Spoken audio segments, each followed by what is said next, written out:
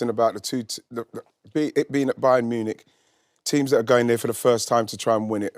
The last four teams have done that, winning it the first time at Bayern Munich. So at the moment, that's PSG and Arsenal. So oh, don't fall for all that nonsense. Oh, my God. You did get sucked into it. You were born at home one day and you read that something. So then when I saw, it's either PSG or Arsenal, it's the stage of the competition where you are very nervous because it comes down to the players, what they really do now. I think all four teams are the same, if you know what I mean. Sometimes you'd have a Madrid in there or maybe a City or Liverpool in the past where you think, okay, they're almost the favourites. I don't know who are the favourites, but it feels like every team... favourites, I think.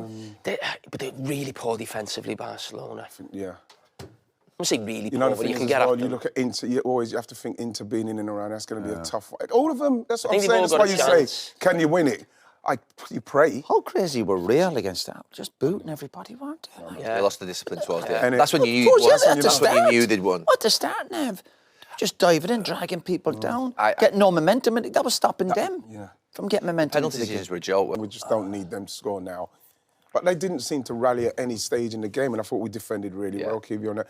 And then Partey and Rice were good, but like going forward, man, Saka was again coming back like he's not even majorly fit properly. Can I still doing it. Roy, can I Martinelli. ask you about, sorry, right. Go on, mate. You know about, obviously everyone's going on about Declan Rice's performance and I thought he was amazing, the goals and stuff like that. Do you think sometimes as a player, or even if it's just one or two games, it just elevates you? Yeah. You know, it's almost like you just go to another level. It's like, you're not going to play like that every week, we know that. But almost that sort of confidence, that sort of arrogance. And, he's up against Bellingham, who people say, and rightly so, but... I've always been a massive fan of that. No, he does look at the moment. Obviously, the couple of goals in the first leg were amazing. And again, that does get you talking about him and putting the ball in the back of the net, takes you to another level. But at the moment, he does look more powerful than all the other midfielders around him. Big strides. Running past people and for all his technical stuff, but he does look very powerful. He's in. I like his interview when they finished afterwards, and he said back to back. Because he's obviously going into that game knowing there's a lot on him and him and Jude and all. And he's gone in and he's man of the match in the first game, man of the match in the second game. That's really incredible to get honestly, to, isn't it? Really, really stepped up, man. He has, I think. Arsenal were excellent, but Madrid were poor, weren't they? Yeah, but you're still going into it, Roy. You must have been thinking, especially with their firepower. They've got players that can turn it on in 3-4 minutes. But it's also a great example where you look at your players and go, yeah, it's Real Madrid, but don't look at the jerseys. Look at them in midfield and defensively. You think Arsenal, obviously, you'll have a great chance. I know you still have to go out and do it. But this team going forward, but even the lads going forward, they don't look all on the same page, don't they? You know, for like PSG over the last few years, absolutely, isn't it? I think that's what they rely on. I think absolutely everything. It's a huge game next week. Huge game. Arsenal haven't won the Champions League before. They can't win the Premier League. Are you going? No, I'm not going. No, I can't get tickets. Really? No, I can't. Wow. No. Someone said speak to Carly. But I'm one of them side. If I can't I don't go to the games. So it's Fair not enough. right that I should be at the game when Arsenal fans who go week in, week out can't get a ticket. Good point. Well, so mate. I would never do. I would never do that. So I'd never do that. Love it. Das week nog? What was that, Boyd? All study at least. Right. So, but anyway, no. Yeah, half a mind on what's to come. Yeah, 100%. I didn't blame them the other day. I thought, Palace was a hard game as well. Palace had to get themselves back after a couple of bad results and then the Bournemouth game as well. So, yeah, I didn't see anything wrong with it. It all comes down to Tuesday night and the following Wednesday. That is their season in a nutshell. They're going to get in the top 5.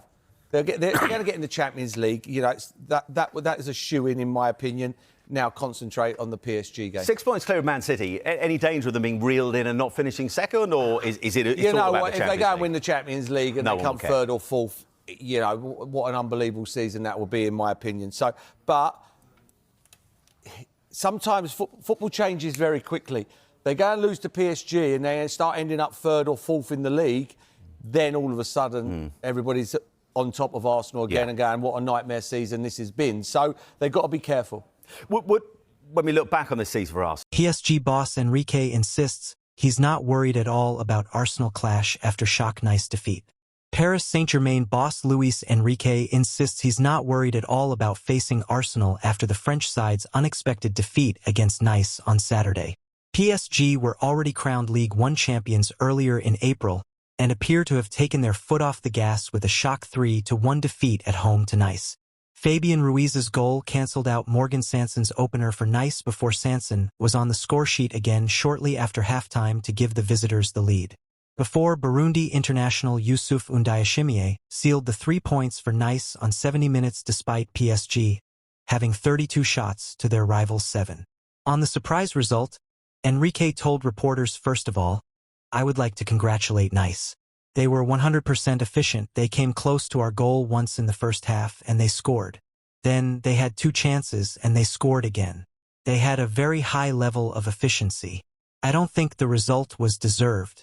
We played a full match.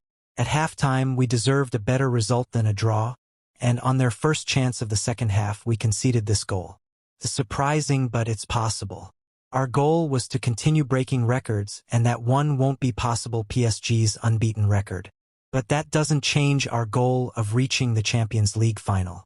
PSG drew Premier League giants Arsenal in their Champions League semi-final, with the Gunners taking confidence from their emphatic 5-1 aggregate victory over Real Madrid earlier this month. Asked if he is worried by the result against Nice as they head into the match against Arsenal, the PSG boss replied, "Based on what I saw, I'm signing up straight away for Tuesday in London and the return leg. Not for the result, obviously, but I saw a team that had 30 chances to score. I'm not worried at all. We attacked, didn't calculate, and we came up against a goalkeeper who made some incredible saves. We are the best team in France by far, we proved it. We have to be brave now and think about winning the Champions League right now. The players are clearly affected. We deserve to win, no doubt about it. But if the opponent is 100% efficient and you're not as efficient as usual, things turn around. It's as simple as that." When asked why he fielded a full-strength side, Enrique continued, "Draw whatever conclusions you want from that. 10 players set to miss Arsenal versus Crystal Palace, and Mikel Arteta sends message to Liverpool."